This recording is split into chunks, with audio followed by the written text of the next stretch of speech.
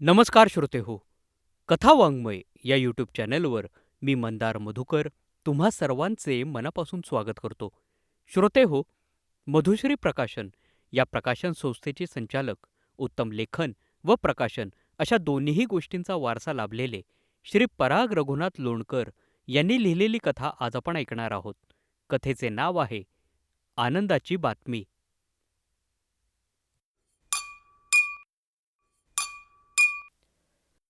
दारावरची bell वाजली तसं मी घड्याळात बघितलं. रात्रीचे 11:15 वाजले होते. नेटफ्लिक्सवरचा चालू असलेला कार्यक्रम मी पॉज केला आणि उठलो. प्रिया आली असावी. महिन्यातून एकदा या मैत्रिणी कुणा एकीच्या घरी पार्टी करतात, तशी आज एकीच्या घरी पार्टी होती. नेहमी अशा पार्टीवरून परत येताना बऱ्यापैकी दमलेली प्रिया आज खूपच उत्साहात आणि वेगात घरात शिरली. परेश, आनंदाची बातमी आहे. तिचा उत्साहाचा धबधबा अगदी ओसंडून वाहताना कळत होता. आनंदाची बातमी?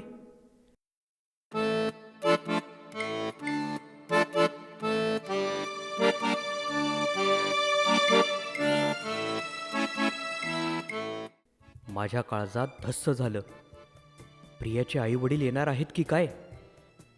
एकतर ते आले की महिनाभर तरी जात नाहीत, आणि या महिनाभरात तिचे वडील खाण्याचे शौकीन असल्यामुळे आठवड्यातून एकदा किंवा दोनदा बाहेर खाणे हे ठरलेलेच असते. आणि तिची आई मराठी नाटकाची शौकीन असल्याने दर शनिवारी किंवा रविवारी एखादे नाटकही दाखवायला लागायचे. कधी मराठी चित्रपट. शिवाय पुण्यातील तुळशीबागेचे दोघेही फॅन असल्यामुळे तिथेही त्या प्रचंड गर्दीमध्ये किमान या काळात 2-3दा चक्कर टाकावी लागायचीच. कावरेचे आईस्क्रीम, अगत्याचे जेवण हे मग व्हायचेच. एकूण पुढील किमान 1 महिना खिसा रिकामा करणारा आणि प्रचंड दमवणारा ठरणार, या भीतीने मी केवळ विचार करूनच गर्भगळीत झालो. तुझे आईबाबा येणार आहेत? मी भीत भीत विचारलं.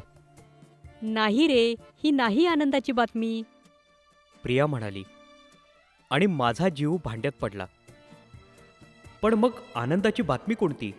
मी परत विचारात पडलो आणि डोक्यात आलेल्या एका विचाराने काळजीतही. अगं, पण प्रथमेश नंतर चान्स घ्यायचा नाही असं आपलं ठरलं होतं ना. आपण व्यवस्थित काळजीही घेतली होती. मग ही आनंदाची बातमी? मी तिला परत विचारलं. अरे, तीही नाही. काहीतरी बोलू नकोस. प्रिया तोपर्यंत हॉलमधल्या सोफ्यावर स्थानपन्न झाली होती. बस, सांगते तुला कोणती आनंदाची बातमी ते. थांब. असं म्हणून मी माझा नेटफ्लिक्सवरचा पॉज केलेला कार्यक्रम बंद करून टाकला. एकतर आता तो शांतपणे बघणं शक्यच नव्हतं. शिवाय मी जे बघत होतो ते प्रियाला आवडेलच याची खात्री नव्हती. किंबहुना बहुतेक तिला ते आवडलंच नसतं. अरे, मला एक सुंदर जॉब ऑपॉर्च्युनिटी आली आहे. Job opportunity? अगं, तू पार्टीला गेली होतीस ना मैत्रिणीकडे? सांगते, जरा दम धर. प्रिया म्हणाली. तुला माझी ती मैत्रीण कल्पना माहिती आहे ना? तिच्याकडेच आज पार्टी होती. माझ्या डोळ्यासमोर ती कल्पना उभी राहिली. हो, तीच. नाकावर छोटासा तिळ असलेली. तिचा नवरा रमेश एस.टी. महामंडळात मोठा अधिकारी आहे. बरं, मग त्याचं काय? अरे, एस.टी. महामंडळात शिवनेरी गाड्यांमध्ये शिवनेरी सुंदरी ठेवणार आहेत. ते काम करण्यासाठी तिने मला ऑफर दिली आहे. शिवनेरी सुंदरी? आणि तू? आणि तुला कशी काय ऑफर दिली त्यांनी? अरे, रमेश कल्पनाला म्हणाला, शिवनेरी सुंदरी म्हणून प्रिया एकदम शोभेल. गालावर छान खळी पडते तिच्या. या रमेशनं प्रियाच्या गालावरची खळी कुठे पाहिली? आणि पुन्हा त्याबद्दल स्वतःच्या बायकोपुढे बोलायचं, ही तर कमालच होती. मला एकाच वेळी रमेशचा राग आणि कौतुक दोन्ही वाटलं. उद्यापासूनच ट्रेनिंग चालू होणार आहे. 7 दिवसांचं. मी जाणार आहे. प्रिया आधीच्याच उत्साहात म्हणाली. पण मग रमेशनं कल्पनाचं, त्याच्या बायकोचं नाव का सुचवलं नाही शिवनेरी सुंदरीसाठी? मी प्रियाला विचारलं. माझ्या डोळ्यांपुढे पुन्हा एकदा कल्पनाचा चेहरा आला. नाकावरच्या त्या तिळामुळे ती फारच क्यूट दिसते, असं माझं प्रामाणिक मत आहे. खरं तर तो तीळ आहे छोटासाच, पण मोबाईलवर फेसबुकवरचा फोटो झूम करून बघितलं की लक्षात येतो. तंत्रज्ञानाने हा एक छान फायदा करून दिला आहे. अर्थात तंत्रज्ञानाचे जसे फायदे असतात तसे तोटेही असतात आणि त्यामुळेच या रमेशसारख्यांचे फावते. दुसऱ्यांच्या बायकांच्या गालावरच्या खळ्या बघण्याची संधी मिळते ना.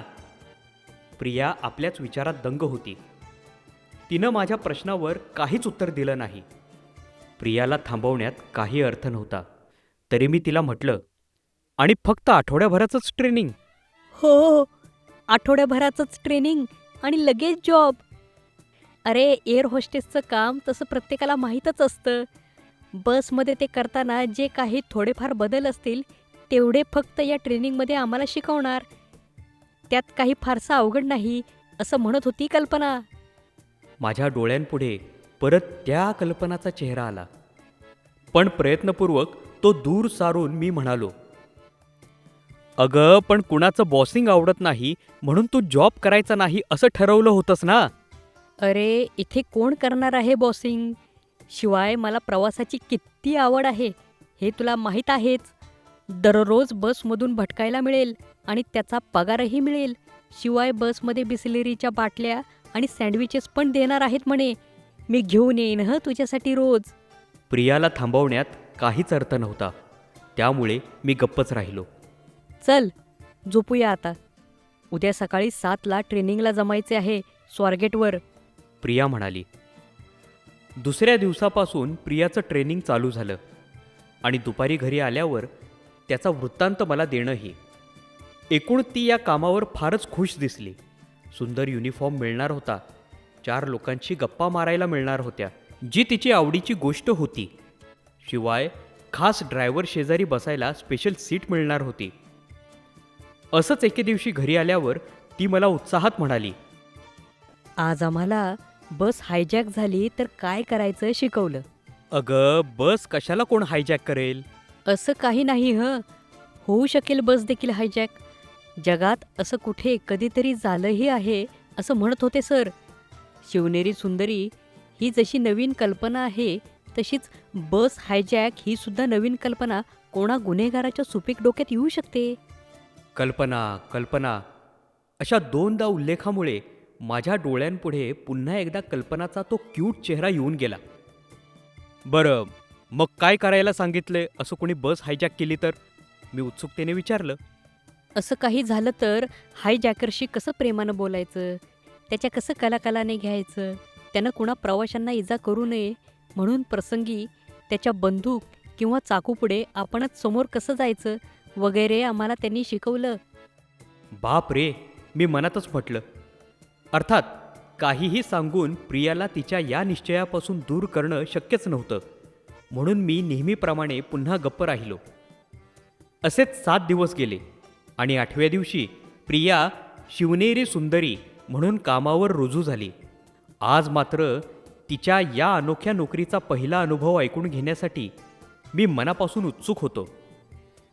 रात्री 8च्या सुमारास बेल वाजली आणि दार उघडताच प्रिया समोर दिसली.